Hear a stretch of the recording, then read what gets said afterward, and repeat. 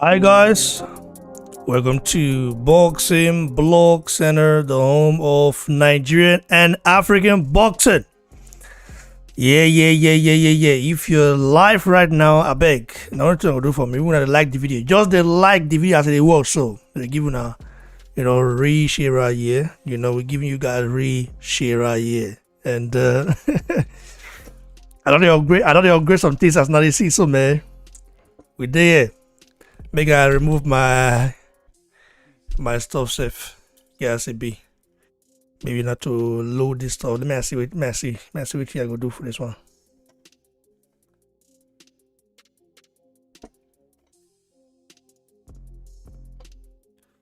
Now to see how this stuff be.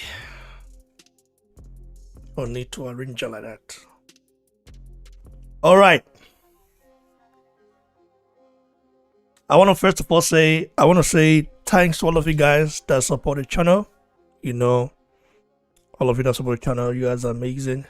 And right here we give you guys as usual nothing but straight bangers. So which should I use the pigeon self? When was the last time I used pigeon? I don't know. A lot for our audience. We've been getting a lot of international audience, you know, for quite some time now. I mean, they are becoming very many, so I guess yeah, they won't understand. A lot of them don't understand pidgin, but we're going to put down small. Now let's talk about the rematch with different ground here, right here. What you go talk now?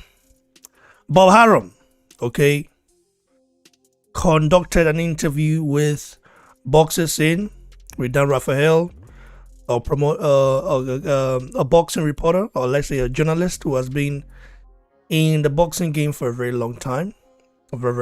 So we're gonna be reading what Dan Raphael, you know, wrote the article and what Bob Arum, of course, said today. Bob Arum said, any boxing fan, you know, the boxing fans that wants to see the fight, they want to see Joshua Fury happen, that we should go F ourselves. You know what I mean? Like, you know, Fury promoter, like management company, his team are not really sure of the fight. They are not, listen, tones are beginning to change, okay?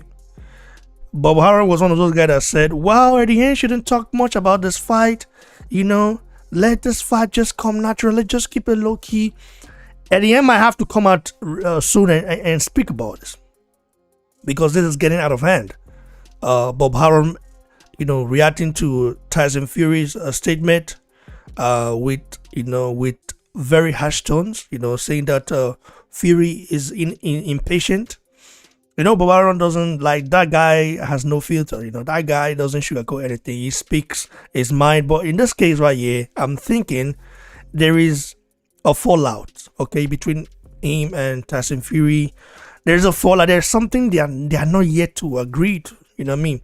There's something they can't get, done. Like, there's an agreement right there. We and I don't know that, but the tones are beginning to change, and you know, people by the way they speak, you know, the way they change their narrative, the way, you know, like Bob Arum is no longer as confident as he used to, you know, when, like, let's say for example, last week he was a different story, and this week another different story. So I'm like sitting right here and just like imagining, why is this like this? I mean, what is really going on? You know, right? Imagining, bro.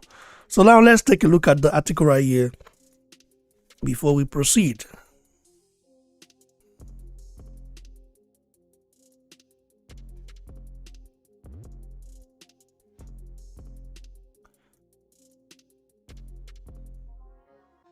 So here it is. Here's the article right here. Bob Arum to hungry fans demanding Fury Joshua deal. Go F yourself. Find a life.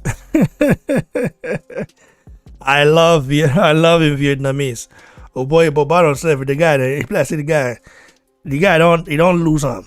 I told him, I said, man, something to go on. Something is not right? Something is not right. I told you guys.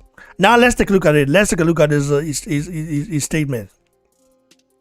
Top ranked chairman Bob Arum on Saturday shocked up heavyweight champion Tyson Fury's recent comments that downplayed there being a deal agreed to for an undisputed title fight with unified titleist Anthony Joshua as being due to his frustration.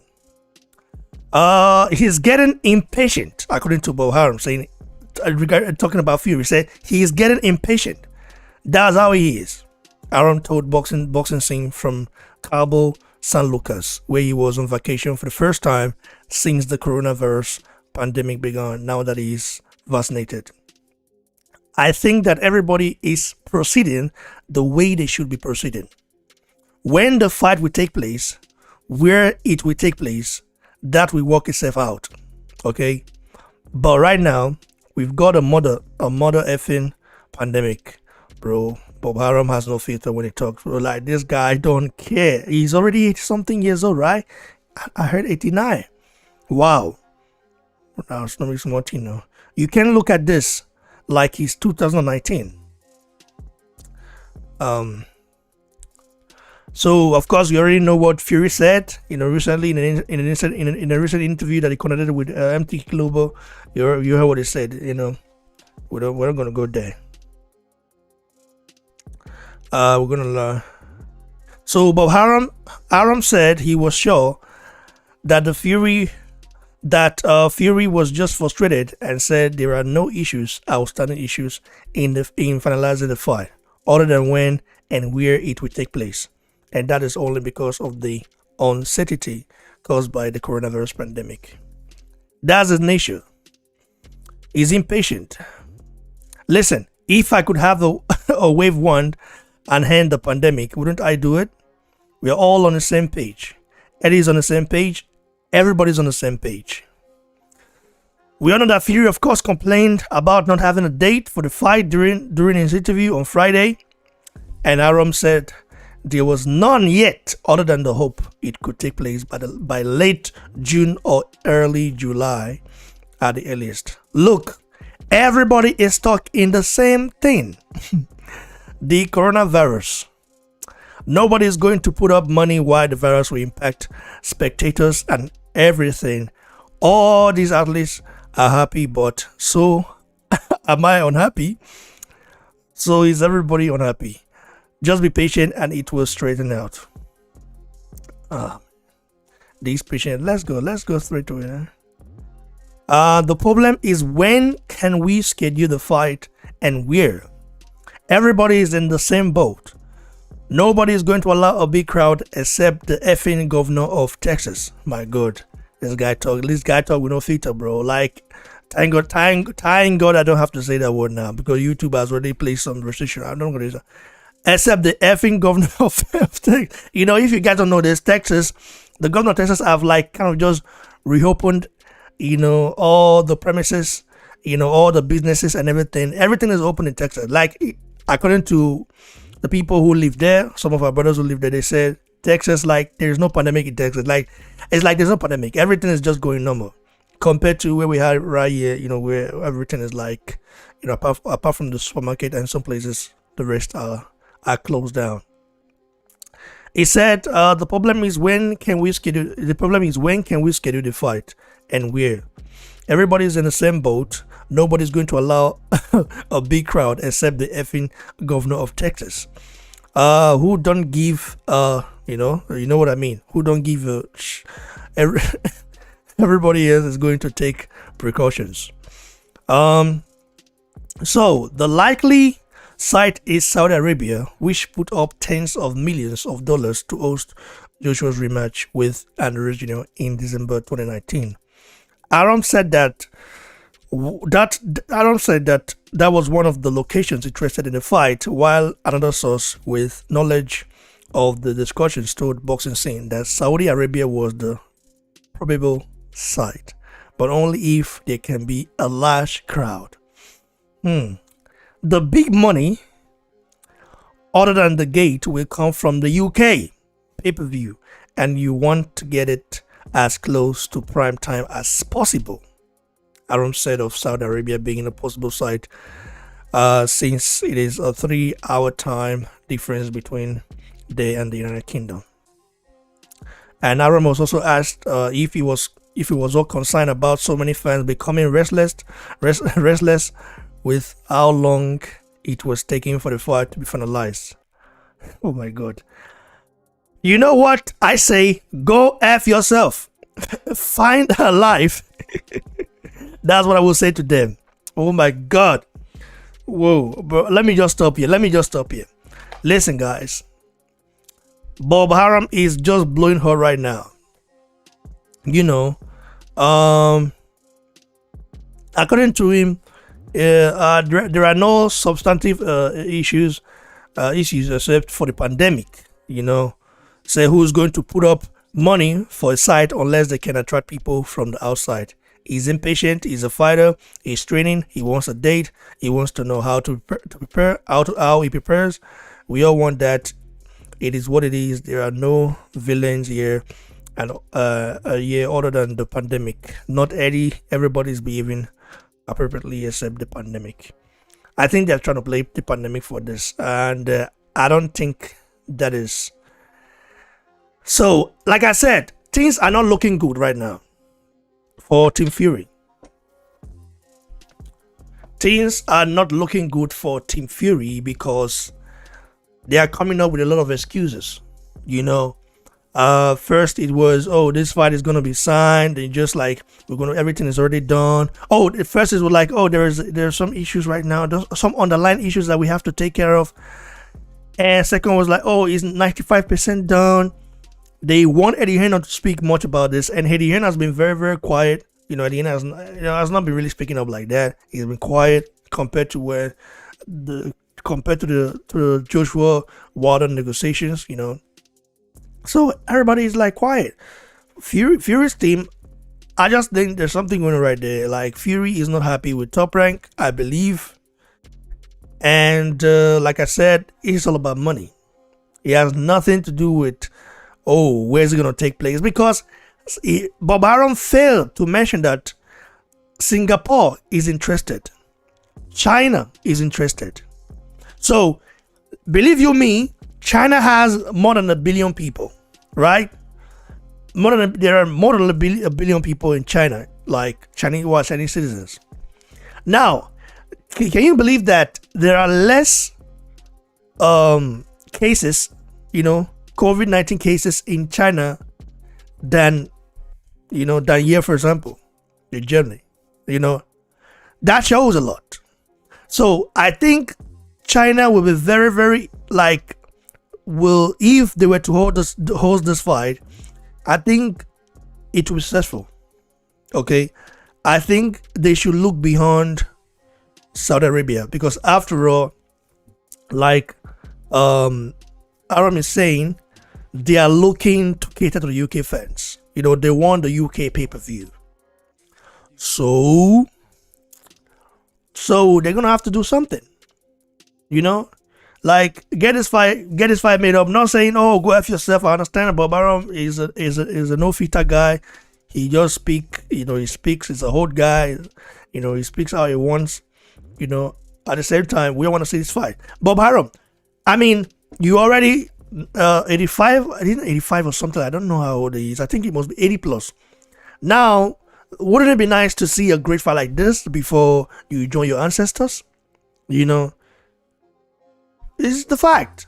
But he's not getting younger. Like nobody's like we want to see this fight. I mean, if that means I should have myself, I don't know, man. I'm not having myself because I want to see the fight. Okay, I have a life. You know what I mean? So everybody has a life. We just want to see the fight. Why is it so hard to get this deal done? I've noticed something. Whenever Joshua is involved, all those guys have something to say, in terms of saying, whoa, or using all those excuses. I remember during the Wilder Joshua, negotiation, bro, it was almost like the same thing. How come Fury Wilder got made so easily, like easy, without problem, and then whenever Babari say, oh, this might be the pandemic, this pandemic, that, but this has nothing to do with pandemic. This has nothing to do with pandemic. There are other places who can host this event right here. Later in the year, UK might host the rematch. Okay, so let's get it on. Anyway, let me invite our brother in. For those of you guys who want to join, add me on Facebook at Raymond Obede. You can see right here, I pinned it on the live chat, and of course you can follow me on Instagram. And Mayo Joe, are you there? Are you here with us, bro? Yes, brother. I'm here, brother. How you doing, brother? What's up? How your side now? My brother, man, we do Sunday, man, just chilling, That's so they be. You the go Joseph. I do, obviously, but with a good church for pandemic, everywhere is locked up. Mm-hmm. Everything No, is all online. Just the way I'm looking at you online right now, everything is all online, bro. oh, so now they not allowed for the doing. Yeah, man. Yeah, man. Yeah. So, what do you make of this statement from Bohara saying that we all should go F ourselves? We the fans that want to see the fight. I think Probarum is probably saying to Tyson Fury to go help himself, actually. I think that's what he's trying to say. Because Tyson Fury is the one coming up to say that he's frustrated and this and that. But anyway, listen. Um, I think for me, the first problem I see here is that they have too many people on their side of the street, man. Too many people. MTK, Bob Arum, Frank Warren, all these guys want to get paid, brother. They want to get paid. And the problem is they're trying to get the most money. In fact, did you hear John Fury the other day talking about 500 million? Pay Tyson 500 million and the fight is going to happen. Who is gonna give him 500 million? What a age? Who the hell does he think he is to be demanding 500 million? At the end of the day, Bob Arum can say that we should go F off, but we are the one paying these fighters because we buy the pay-per-views, we buy the tickets. So he can't be talking to fans like that. I think that the man is lost it. He's 89 years old, he's gonna be 90. Okay, so he doesn't give a F. He doesn't care. That is the truth. He does not care. Because how can you be talking to fans and be saying they should go F off? That's wrong. On the side of Joshua, everything is set.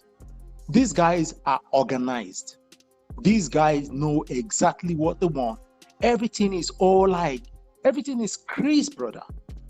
But with Tyson Fury, you see, the problem is not Joshua. The problem is Fury. There is just the guy, there is always controversy. Like controversy follows him, man. Everywhere he goes, anything he does, there is controversy. When he won against Klitschko, controversy. He won against Wilder, controversy. Trying to make the biggest fight in his life, controversy. I just cannot wait for them to get to some sort of conclusion, get this Mm-hmm. fight on, and let's just forget about Tyson Fury. He's bad news, man. I'm sorry. He's very talented as a fighter, as a boxer, but he's just bad news. As regards this, right now, I'll tell you, BBC, the reason why they cannot do this in China. Now, the pay-per-view revenue is going to come from the UK and Ireland, okay? And if you look at the time, my younger brother lives in China. It is hard. The time difference is crazy, all right? There is no way they're going to go do that fight in China because obviously they have to do it like, say, in the evening over there in China. And if you look at the time difference here in the UK or Ireland, we're talking like 5 a.m. in the morning. They're not going to do that. So the best place for them to actually have this fight is to look towards the Middle East because our time difference is just around 2 to 3 hours. So if they do it in Saudi Arabia, Dubai, or any of the region in the Middle But East, bro, isn't it's about the easy. money. This is what Aram is saying. Say it's about the money. Like the money, right? The money, and the time. But what, does time really matter? Like, if okay, what about Singapore? Okay, I know the time difference is also wide in a way. Like, it's not about the money. Joshua is ready to fight anywhere or anywhere. Like Yeah, it's but so why have Team Fury concerned about it? yeah, but the thing, brother, is that at the end of the day, like I said before, that the pay-per-view revenue is going to come from the UK. The time is a problem because they have to be able to find a place where they can show it in the UK prime time. All right. And when you look at it, they cannot do Singapore because of the time difference. They cannot do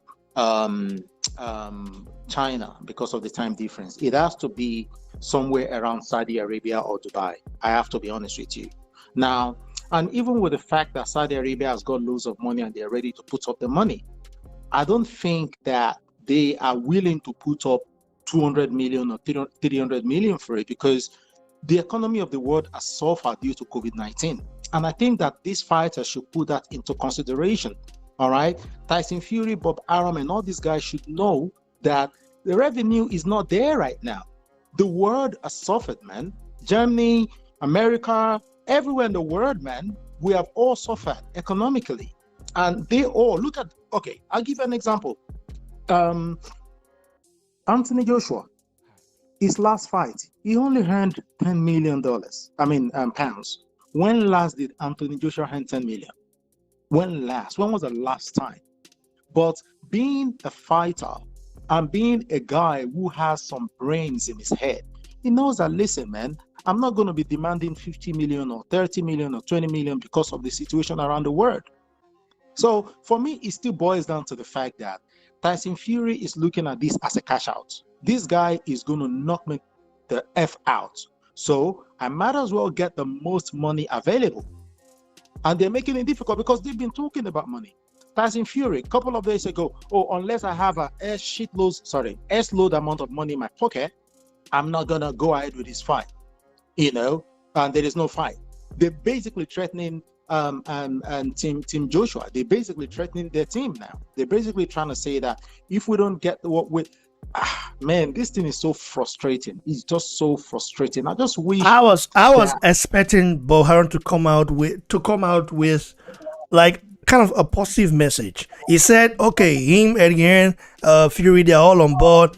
At the same time saying, why are they using the pandemic as an excuse right now? Something is not right. I remember when one of our brothers said yesterday that according to Frank Warren, this fight might not take place until November.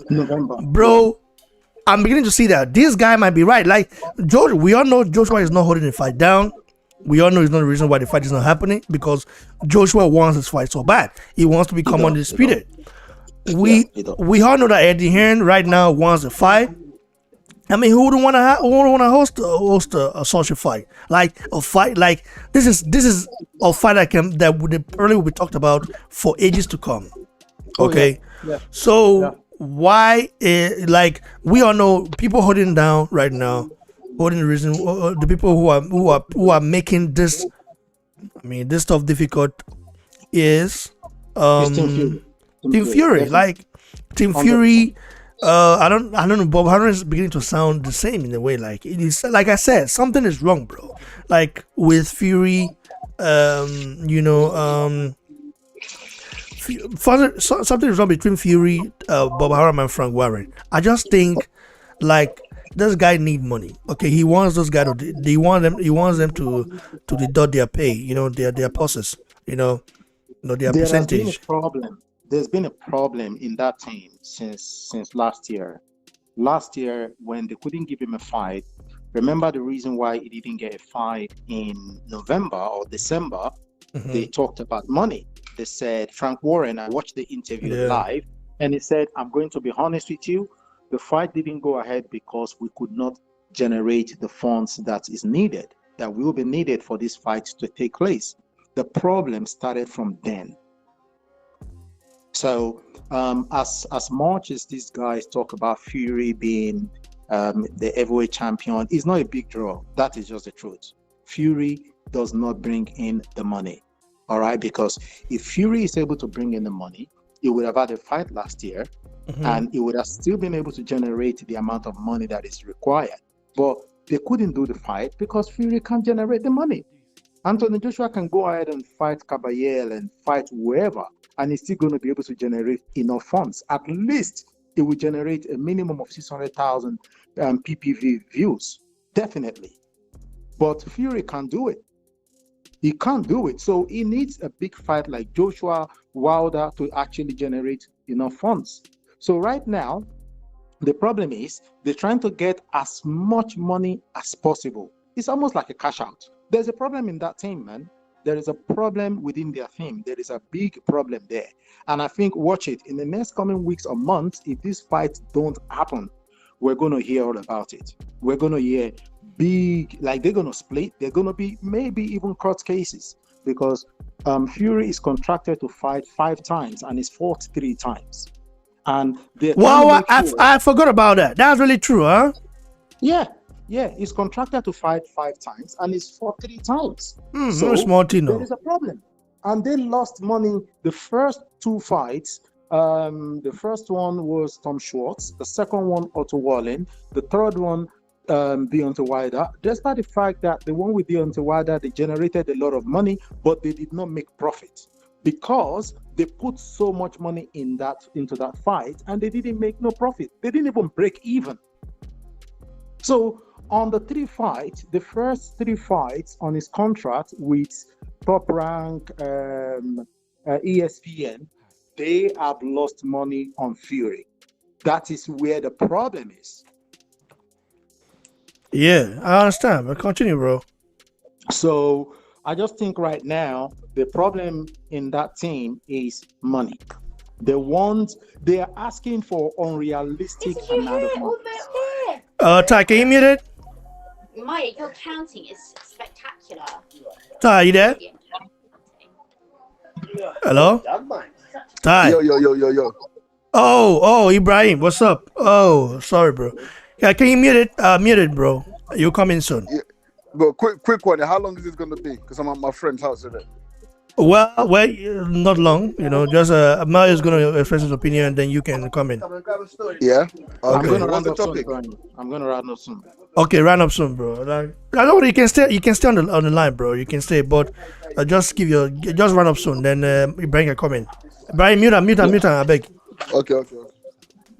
Okay. Yeah. So in saying all this, though, I still believe that at the end of the day, this fight is gonna happen at the end of the day because the Wilder fight is not gonna give them that money they're looking for. Where they're gonna get this money is still gonna be in a fight with Anthony Joshua. So they just need to sort out whatever nonsense is going on their end and let us have this fight. And I think the fight is going to happen in Saudi Arabia. But if this fight does not happen, if it doesn't happen, trust me, we're going to hear about it very soon. There's going to be a big revelation and a big fallout between what's his name now? Tyson Fury, Top Rank, Frank Warren, and Frank Warren, that team, the whole team. There's going to be a big fallout, and we're going to hear all about it. Trust me, because they are all getting frustrated right now. I mean, how do you have so many people working with you anyway? You can't pay them all. You can't pay all of them. And they're trying to cash out. He's just trying to cash out. So yeah. That's what I have to say for now, bro. I'll let other people speak, but I'm still online. No, don't worry. Of course, you're still on the line, brother, for sure. Ibrahim, are you there, brother? Yes, sir. Yeah, man. What's up? I London on the other side. What you did so for that side? London there, just the chiller with my friends. By the way, I forget the panadilla what you buy yesterday. What you buy and the ogbono soup, guy. The guy give me the ogbono soup. He give me extra. Give me inside big tub. Because the guy called it one yesterday. He said, "Wait, I said me had extra ogbono journal." He said the guy called it. Transform for me. Transform. But now your guy, na correct guy. Oh my god. Yeah, too much. So, man, what do you think of this? What do you think about this? Bob Harron saying we, the boxing fans, should go F ourselves. Shut the F up. Go F ourselves, and because he's saying that right now, he's now saying he's not using the pandemic as an excuse, saying the pandemic is the enemy right here. He's not adherent. He's not Tyson Fury. That's Fury is impatient. He wants a date and all that. Tyson has been saying he's not training and then say, "Oh, I just fought last night." Like, what do you make of all this, man, bro? Like, so many things that he said. Is the ducking playbook? What's basically happening now is Tyson Fury has now got his team to come on board. You know what I'm saying? Before they were trying to strong arm him into taking the fight anyway. But if you realize Frank Warren's come out saying, yeah, it's probably going to be looking like November. And then now Bob, for the first time, is now saying, oh yeah, pandemic this, pandemic that. No one was talking any pandemic talk before. Bob Arum has never uttered pandemic. The first person to talk about the world situation, all this pandemic nonsense is Tyson Fury. Remember when he was going, oh, it's not the fighters. It's definitely not the fighters. Like, that's what you do when you're ducking. Because you don't want to say it's the next guy's fault, because like everyone already, no one's going to believe that. No one's going to buy that. And now, Frank Warren is using the same playbook. So he's not going, oh, it's not Eddie Hearn's fault. know what I'm saying? It's just the pandemic. It's no one's fault because they don't want the other guys to be mudslinging. They don't want the other guys coming in saying, actually, you know what? It's these guys. They're the ones doing it. Yeah. So basically, it's the same playbook that Tyson was using before. Said it's not the fighters, but Baron is not using it. Which, bro, look, we spoke about this yesterday. Like, it's dead. Like, whatever excitement we had before, this fight's dead. It's not happening. AJ needs to move on and start looking for a new opponent. He just needs to go.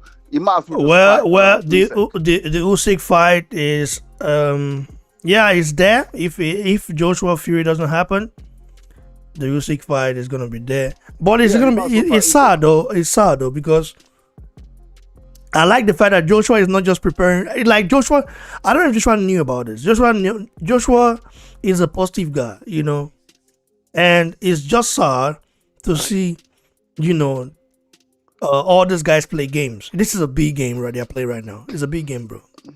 Yeah, you know? I'm not sure that Joshua didn't know about it. Joshua did know about it. I think what Joshua tried to do is put pressure to try to get him to do it because Joshua knew that everyone else was on board and he knew it was just Tyson.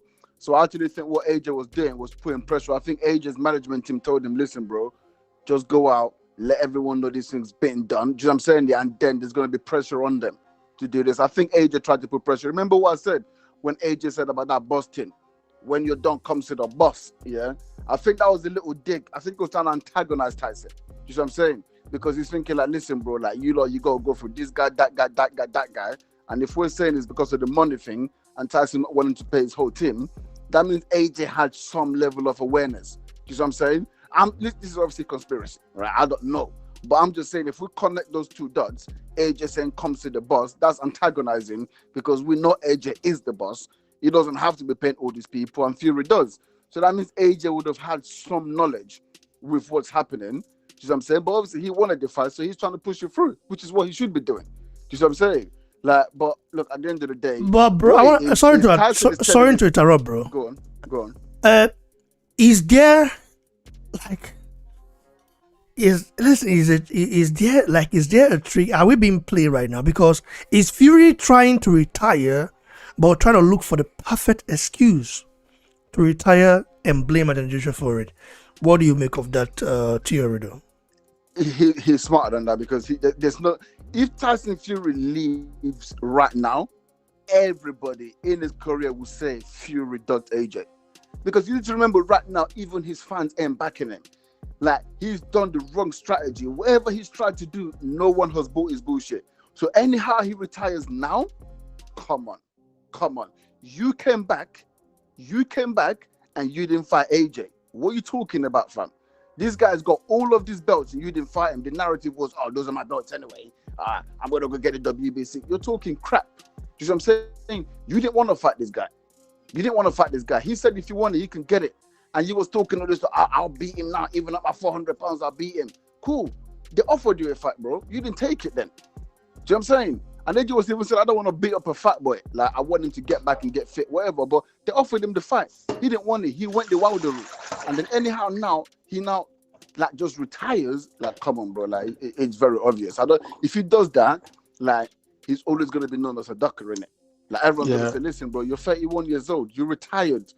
Like, 31, you retired without fighting the guy that's going to give you generational wealth. Because we all know what's going to happen if you fight AJ. The money is going to make. And you're going to retire when that fight. So, you know, if you retire because you couldn't get the AJ fight, that's one thing.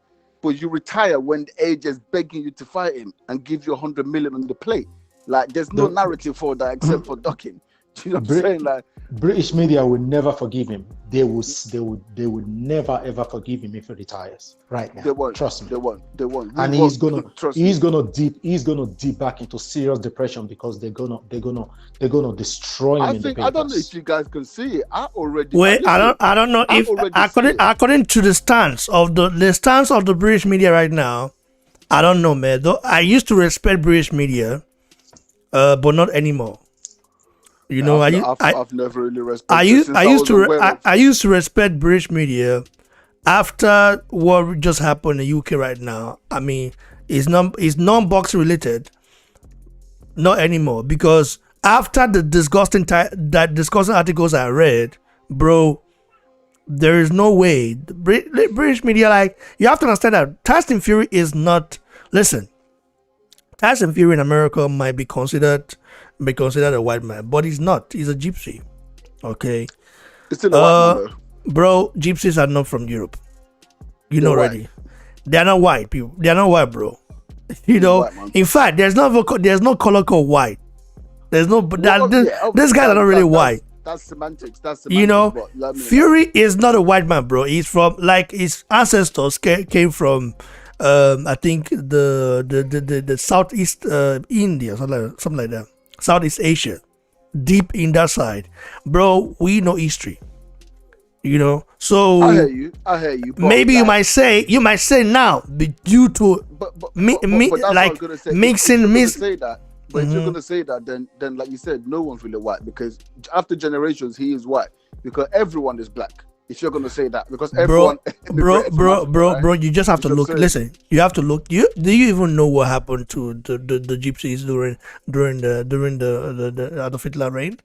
I mean, you read about it already. The Romans. No. Even right now, the Romans, the gypsies in Romania are not being treated fair, bro.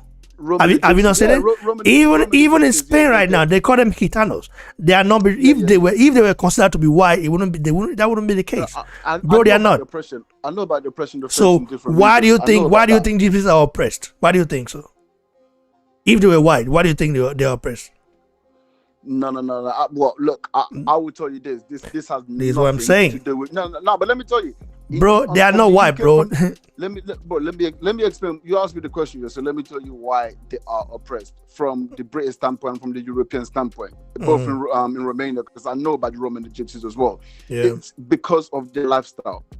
Because of the lifestyle, they're nomadic people and they move around. They do not have a base, bro. Their lifestyle has nothing to do with it.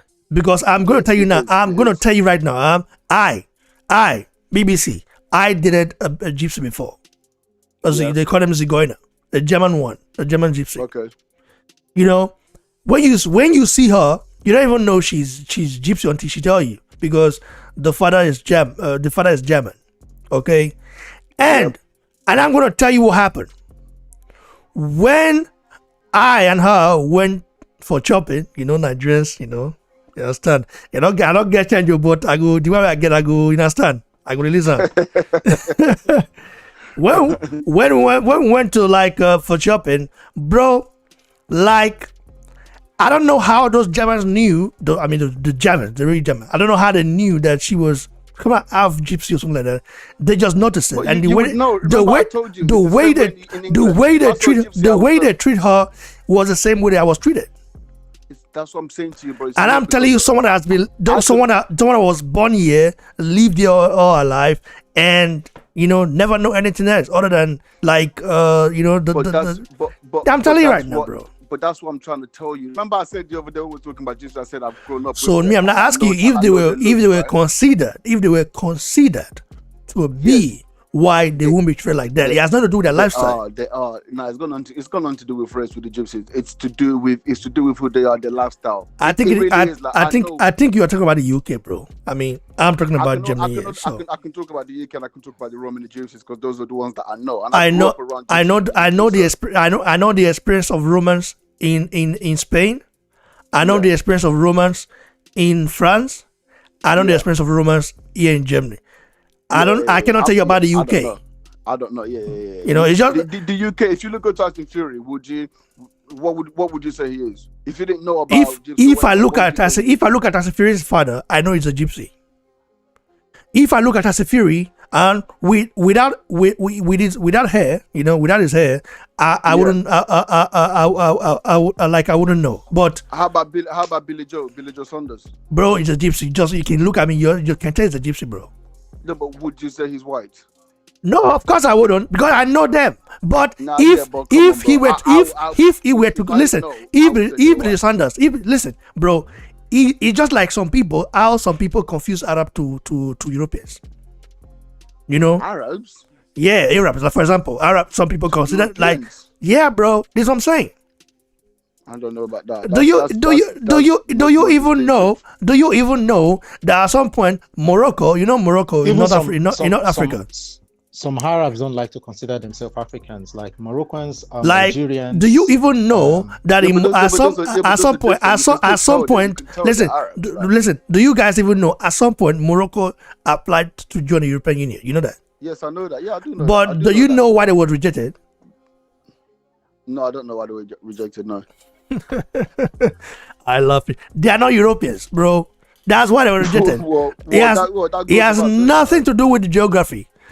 People are gonna say, "Oh, how about Cyprus? Cyprus is not in the shores of Europe, but it's close to Africa. But yet, it's part of the European Union. So some part of it. You know, you have Turkish Cyprus, you have the one that British British control. Cypriot. Sorry, So, can I just say, I think in my own view, from what I've read as well, that gypsies, they actually, they vary depending on where they are, their region. This is it. They're nomadic people, aren't they? Yeah, they vary. I think because I used to have a gypsy friend, and he would say Romaneshiganese, something like that. I think they're like Fulanis in Africa. Fulanis, they differ from the Fulanis in Nigeria will be different from Fulanis like the in Ghana. Cameroonians and all that stuff. You get what I'm saying? But they're all Fulanis, so they're just travelers. They settle wherever they get the opportunity to settle. But this is what I'm saying. Gypsies, I'm telling you right now, gypsies are not Europeans. That's why they are not getting the fair treatment they should getting. This is the fact. Because how many nomadic people do you know, like are the Scandinavians nomadic? They are not. Who? The Scandinavians, are they nomadic? No, but what do you mean? What's the point? They are not nomadic. This is what I'm saying. Like in the continent of Europe, I'm talking about central, southern, and maybe northern Europe. Okay, I'm not talking about the eastern side. The eastern side is a little bit different in a way because you have the Slavic there, and you have also have nomadic. I don't know if Russia is considered Europe. Of course, it has a border with Asia, and Europe, and America as well. So yeah, something like that. So I mean, if there is not, it has, like I said, it has nothing to do with being nomadic, because I just give an experience of a gypsy that is mixed with German. Okay, bro, you would even know. I'll tell you this now. It has in the UK. It has basically everything to do with it being nomadic, because the way it works in the UK with the gypsies and travelers is simply when they come to a location, a region, and they come to settle, we have to allocate them land in that area, and all of a sudden that land, which was public land or wherever it is now their land, right? Like officially, once they actually settle there, that's the way it works. Now a lot of the locals become pissed off by this, because now you've got these new people who, they're not quite assimilating with the system. They've got this new land that people feel doesn't really belong to them, and then because of that, they get discriminated against. That's what it is in the UK. It's purely because I'm asking you right now. I'm asking you, are Southeast Asian white? No. But do you know the gypsy origin? They are from Southeast Asia. You know that? No, but that's what I'm saying. So this is what I'm saying. But we're talking about context of today. Yeah. Today. Are the Indians in the UK, are they white to you? Say that again? Are the Indians in the UK? The Pakistanis, are they white to you? But they're distinctively not white, right? Where the gypsies. Well, the gypsies come from those people. If you look at the history, they come from that region. They look white. So anyone discriminating against them would not know that they're Southeast Asians. They would just look at them and think they're white. A lot of people actually think gypsies are Irish in the UK. It depends. It depends. Listen, the gypsies in the UK, a lot of them are very mixed up. With the Anglo-Saxons, you know what I mean?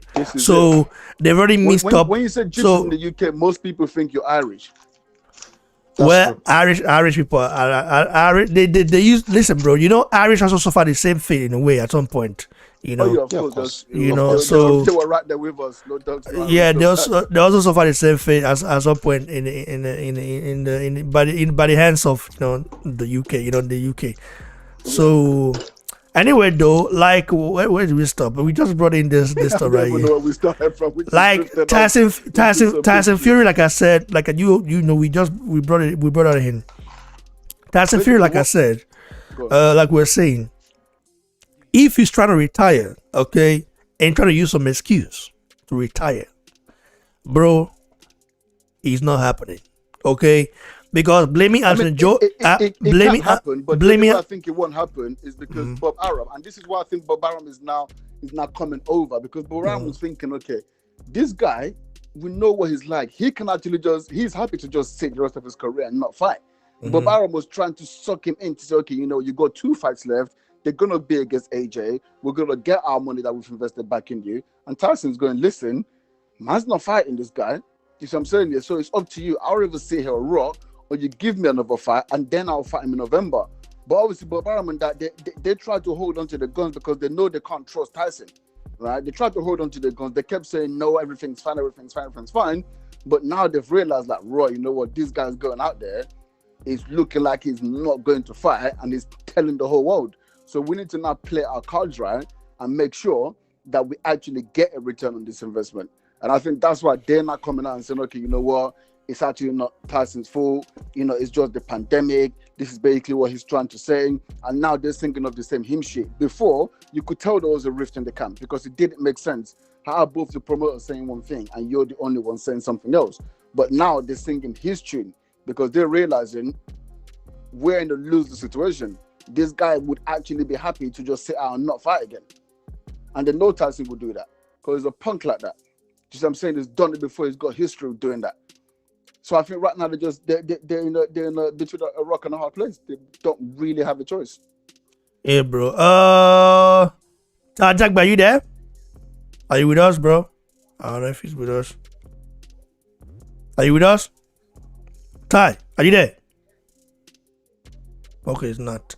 Anyway, before we leave, now, so I'm gonna ask you. I asked you this yesterday, bro. Both of you guys. In 10 days' time, do you think there will be any revelation? I think it's tough here because if you look at the situation that they're in now, everyone really kind of has to play ball. As distasteful as that might be, that's it. Because we want to see that undisputed fight. If Team AJ comes out now and start trashing Fury, that fight's never going to happen, right? Fury's basically giving them the out to be like, it's the pandemic. It's not Team AJ. It's not AJ. It's not Eddie Hearn. It's the pandemic. Oh, you got yours. So I do with family friend, they're picking the house. But if they anyhow they turn around and they start trashing, Fury, this fight might never happen. So I think the reality is everyone's just gonna come out and they're just gonna be singing of the same hymn shit. That's the honest truth. That's what I think is gonna happen. Okay, bro. Thanks a lot for that. Joe, what about you? Yeah, I totally agree with Ibrahim there. I totally agree. I think that it's more like they have to kind of like they have to take it easy with Fury right now, because one, they know that this guy is not stable. I keep saying that the guy is not a stable guy. I'm not. It's not even funny, brother. Honestly, the guy is not stable. So the guy can wake up tomorrow, and he could wake up tomorrow and say, you know what? F boxing. I'm not even going to fight anyone. I don't care about the contract. I don't give a shit what happens.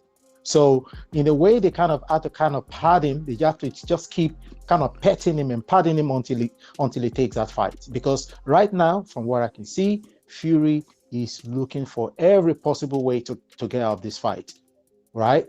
Well, he's also at the same time, Fury saying to himself, if I'm ever going to take this fight, I don't want to pay you the amount of money that I need to pay you, because I have too many people on my side of the street, too many people to pay, So in the case where Joshua is probably going to be getting it's going to give his management team like 10%, his promoter 10%, whatever, whatnot. Fury is going to be giving how many promoters, how many managers, MTK, all these people. So he's trying to get the most money. Like I said, if he goes into this fight, he's going to get knocked out, and he knows it. This is one guy that has actually shared the ring with Joshua before, all right? When Joshua was a complete novice. He knows this. He definitely knows this. And he also can see that his mind games ain't working on Joshua. All this, also Joshua came out and said, it's like you can do all the theatrics and all the dramas and whatever, but I'm gonna come and close the show. I'm just gonna come in there, close the show. He knows all this, and he's like, well, I don't want to get into the ring with this guy. If I do, I want the most money possible. Simple as that. If they don't announce it in the next, I think 10 days is even. If they don't announce it in the next week, by next weekend, then for me, I think the fight is off. Really, you think so? That fight's not being announced in the next 10 days, guys. I will bet a house on it. Wow, really? You're so good? What? That fight is not being announced. Listen to the tune. What is the pandemic gonna finish in the next 10 days? Exactly. Once you start drawing for the pandemic excuse, this could be running through to next year. Realistically, of course, wow. Definitely. So Definitely. Once you start using that, it's a long. He's looking for a way out. I think he's looking for a way out. He's looking for a way out. Now he's talking about Wilder. Why is Bob Arum condoning this? Like, why is he really on Fury's side? I don't get it. You know why? They have either of invested us. money. They've invested money. They want to get their money back. They've invested money. So it means they don't mind stalling the fight until they get their money back. Oh, they don't mind. It's not even so much about that, bro. It's what we've both just said is you're dealing with Tyson Fury. Bob Arum is not on Tyson's side. Trust me. If you listen to what Bob Arum has been saying in the last month compared to what Tyson's saying, you wouldn't think they're in the same camp, right? Bob Arum has tried. He's tried to strong-arm Tyson, but the reality is you're dealing with a maverick who's only got 2 fights left on his contract. You know, as my brother's saying, bro, like he could turn around, wake up tomorrow and say, you know what? F this, actually. I don't care. I'm not fighting, done in it. I'm retiring. He could turn around, but they've tried to push his buttons. Now they're realizing, actually, you know what? This guy, we need to be careful now because he's not looking to fight this guy. We know he's ducking. He ain't looking to fight. But if we don't play our cards right, we're never going to see a return on our investment. So let's at least just sing to his tune, and then we'll see what happens, and then we'll try to rearrange the fight at a later stage. But if we don't play to this guy's tune right now, we're never going to recoup our investment. Because you need to remember, Bob Arum has not made money like this for years. For years, brother. He's lost money on different fighters. Exactly. You know? Look at Bob Arum coming out the last few fights, just sticking it on his fighters. Like, sticking it proper. You owe me dough. You've lost dough on me. Like, I've always lost. Like, I'm talking stars as well. Like, these are big names. Not even like up and coming. He's talking about big Crawford people. and, do you know what I mean? The Crawfords and, do you know what I'm saying? Like, and the, what's his name? This 130, 35 pounder. I forgot. Yeah, Teofimo Lopez. Teofimo Lopez. Do you know what I'm saying? He's just giving smoke to everyone. Like this guy needs money. Do you know what I'm saying? So he's got to be careful. I need to remember ESPN are probably sticking on him as well. Like, Bob, you're losing it, mate. If anyhow we lose this Tyson Fury gig, you're done. I'm not saying that, listen, that's a massive conspiracy theory, but I'm just saying there could also be pressures from ESPN. But the reality is, him missing out on this fight. Imagine ESPN don't get this fight, bro. Imagine that. You know what I'm saying? If ESPN don't get this fight, they're gonna let go of Bob Arum, and you can already see that they are signing a lot of promoters now. A lot of promoters are getting on that platform, on that ESPN platform, in readiness for the exit of Top Rank. Trust me. What I forgot. I forgot what I was supposed to say, bro. Wow. Continue. I'll remember myself. I'm gonna continue. Yeah. So for me, anyway, to be honest with you, if they don't announce this fight, I'll say by next weekend. Ibrahim is saying the next 10 days, but for me, it's still about the same time. By the way, what I've wanted before, we see. Do you guys think ESPN are looking to work with someone like Eddie Hearn over Bob Arum? It's not possible. If you look at what DAZN are trying to, I mean, obviously they would like to, but if you look at what DAZN is doing, and if you look at what Eddie Hearn's been saying, his plans for Matchroom are, they're the perfect partnership. Do you know what I'm saying? There's whispers coming out now saying that Eddie Hearn's actually going to split with Sky Sports and UK. And DAZN. Wow, really? Yeah. The whispers are coming out. So the reality is, and I can see that. like at the end of the day, at some point, Matchroom are going to have to make a decision, and I think it's the logical next step because DAZN is a global streaming platform. That's the way sports are going. And Matchroom are forward-thinking. They're a forward-thinking organization, and it makes sense. Look, bro, do you know how many countries in the world that Matchroom are sponsoring fights right now? Like they're doing fights in Italy, in Spain, in Mexico, Everywhere. in Germany, in England, everywhere, Nigeria. bro, in America, everywhere. and this is because of DAZN. They can literally put a fight on anywhere, put it onto a streaming service, bang, you're watching the fight the weekend. Like it's a partnership made in heaven. Do you see what I'm saying? Yeah. So I don't really see them jeopardizing that to go on ESPN right now. It doesn't make sense. Do you know what I mean? That's true. Anyway, guys, I think eventually, these other networks like ESPN and the other ones, they're all gonna have to Showtime. Thanks. HBO. They all good. Yeah, they all gonna have HBO's to. already about that anyway. But yeah, go on. Exactly. Yeah. So they're all gonna start to use that same model, streaming model. But I think by the time they get into that, it's gonna be too late for them because DAZN would have taken over completely. Because see, this pay-per-view model is coming to an end. Definitely coming to an end. Bro, do you know? It's crazy when I'm like even the Estrada fight. You know when you got something, you take it for granted. The Estrada fight yesterday. And Chocolatito. Bro, I've got DAZN. I didn't even watch. I was like, you know what, I'll watch in the morning. You think there's any way if I paid my pay-per-view, I wouldn't be up watching that fight? Do you know what I'm saying? Exactly. But I was like, okay, you know what, yeah, I'll just watch in the morning. £1.99, bro. I could have watched that fight live if I wanted to yesterday. Yeah, £1.99 I'm paying a month for that. It's a madness. So like you just can't compete with that. And it's the way forward. And they're getting that money every month.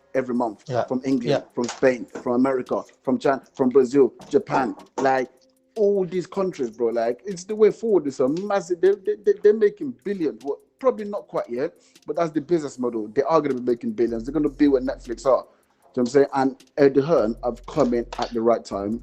They formed a partnership, and yeah, it's gonna. But look, ESPN I've already brought in the streaming service, so they've already kind of caught on and realized this is the way forward. So obviously the ESPN Plus service, exactly, yeah. So they're trying to match that already. It's the way forward, and forward-thinking company like ESPN are going to try and match it. So, but for sure, it's going to be difficult. The only person who they can really bring on is I've been drinking wine this evening, guys. I'm trying to remember his name now. What's this other guy? PBC. What's his? Al Heyman. You know what I'm saying? Because Al Heyman, if you think about it, he's not actually loyal. I mean, we know he's loyal to Showtime, but he's not contracted with Showtime. He's loyal to he's loyal to the money, bro. Exactly. He's loyal to the money. He works with Showtime and works with PBC, bro. I mean, with Fox, not for PBC. Fox. He's the owner of PBC. So if ESPN come in, because we know ESPN is the biggest spender in that market.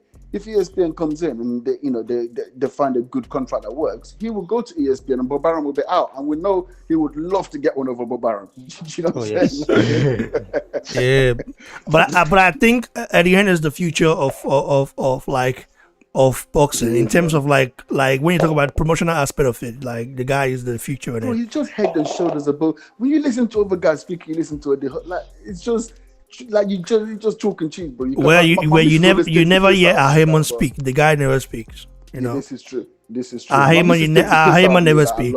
How many times have you seen Al Heyman in an interview? Like maybe only once. Like I've tried to look for an interview of him, bro. I couldn't find none. Al Heyman as well is not. It's more like for most of those fighters, an advisor, like an advisor. He's not like, I beg you, bro. He's just an advisor, but he's on paper. An advisor has a paper. He has. He's got a lot of power. You know Nigeria we say packaging. Not packaging. He don't package himself as advisor, but the guy is the manager and promoter. What are we talking about? I mean, not manager, but promoter in a way. Yeah. Yes, he's the promoter now. He's just packaging. Like the guy is smart. Don't get me wrong, but no. He's got a lot of loyal people to him still, so I rate him for that. But yeah, he's the only one that potentially can take over. I don't see any other promoter. What's his name? I like Ludabella, but obviously he doesn't have the finances to back him. Nor does he have the fighters. So I don't see ESPN giving Ludabella, a big contract like that. And he's doing a lot for female boxing. So I like the developer, but he's not going to get that sort of contract. I think that's probably part of the problem because Well, bro, who right now Lou to step into DiBella those got shoes? Lou DiBella got pushed back by Deontay Wilder, though. Got pushed out. You know, Yeah. I think Heyman and Lou DiBella at some point had a problem because Lou DiBella is the promoter that works for his fighters. You know, No, the reason so what I happened remember. Is he not because- the go on. promoter of Tevin Farmer? He's a promoter of Tevin Farmer. Yeah, during the DAZN, when DAZN, of course, invaded the American market, and of course, basically, not, I wouldn't say taking over yet, but became a major player, window. a major Yeah, the window, player right. in American boxing. Lou DiBella was working with DAZN, of course, for his fighters and all that. And I think PBC had a problem with that. Like, I had a No, problem bro, with it. this is what happened. You know what happened? It's the Deontay Wilder sit down Yeah. with the zone where he got offered 120 million. It was arranged by Lou DiBella, and that's why he got pushed afterwards. So obviously they still attended the meeting, but straight after the meeting he got pushed out because Al Heyman never wanted that meeting to be set up. And after it got put out in the press and everything, obviously he was on the back foot. They had to attend the meeting, and that's pretty much why. You know what I'm saying? He got pushed afterwards because he went against the grain because they didn't even want him to be considering offers from those companies. But it doesn't make sense. Like, Christmas. Okay, boys, I'll have to go. Let me see. All right. Let me No, say good night. problem, bro. No problem, man. Yeah, man. Thanks for coming in, No and problem. we appreciate you. Take it easy, my brother. So, Joe, Yes, sir. man, what to be your last word? Maybe we'll promote. My last word right now is for every one of us, especially Niger fans supporting Joshua, to keep supporting him. But you can as well start taking your mind away from that Tyson Fury fight, and and support Joshua against Usyk. I've already started doing that. Well, we don't that's know the if truth. that Usyk fight. We don't know if it's gonna happen yet or not. I mean, that would have Yeah, that would have been easier to make. Like, you would be like, I don't know, man. but It's so crazy. If Tyson Fury keeps behaving like a child, and if he keeps behaving like this, then Joshua shouldn't get stuck in all this nonsense. Yeah, that's true. I was kind of afraid that this was gonna happen anyway, because I was like, because for me, Fury, I've always said, you see that thing, yeah, when someone is not stable, you cannot trust them. Bro, you never get friends where they say, in the past, like when they tell you something or when you're making plans with them, you still have to make another plan because you're not sure that they're going to follow through. Fury is that kind of a person where I just never trust the guy, man. He's just unstable. He's a liar. He's a big, massive Fury liar. is a liar. He's a big liar, but I tell you that guy lies a lot. He lies a lot, man. Can't lie to you. He even said it. He said it himself 2 days ago in that MTK show that, when I'm telling the truth, people don't believe me, and when I'm lying, they still think I'm lying. When I'm telling the truth, they think I'm lying, and then when I'm lying, they still believe I'm lying. So I don't give a toss anyway. So the guy is telling you that I am a liar. Everybody knows me to be a liar. So why are you believing a word of what I'm saying? Because I'm a liar anyway. Yeah. So for me, Joshua should not even bother about him. If the fight happens, fine. If it doesn't happen, let's move on, man. Joshua won that belt. That's the thing. What he wants is that belt, bro. Like, that's the thing. Sooner or later, if Joshua can stay focused, and just keep doing what he's doing, sooner or later, delay is not denial in life, brother. The fact that you're delayed in life does not mean you're going to be denied. So Joshua is eventually going to get his hand on that belt, but just focus. At the end of the day, no matter what Fury does, he's still going to have to. If he doesn't fight, he's going to be stripped of that belt. And Joshua can go for the next person. Like Joshua said before, anyway, it's not about the person, it's about the belt. Whoever holds the belt, that's who I'm going for. And he should just stick to that. This Fury guy, man, for me, the guy, I know they take the guy seriously. I like him as a fighter. Don't get me wrong. I'm able to separate these two aspects of his life. I'm able to separate the fact that the guy is a good fighter, okay, and he's a good boxer. But in terms of his character and in terms of who he is as a man, I don't respect him at all. At all. One bit. One bit. Thanks, brother. I definitely respect, your contribution and appreciate it. So, our brother next week, Lawrence Okoli, will be fighting Glowacki. Okay, Yes. we know that fight. I'm gonna talk about it. Maybe tomorrow I'm gonna go live and we're gonna break it down. Also, I just can't wait, to see another Nigerian become a world champion and and the cruiserweight division. I know. Listen, people are saying that cruiserweight is dry. It's dry right now, bro. Cruiserweight is gonna be popping very soon. So I don't think I'm like say not just raising ammo. Anyway, no all about it. Really, I want to thank you, bro. God bless you for coming in and stay blessed, brother. No problem, man. Thanks for what you're doing, man. Keep No, it so, up, man. We're supporting you, man. God bless you, man. Thanks for supporting. All right, man. All right. Cheers, bro. So we're done, guys. Cheers.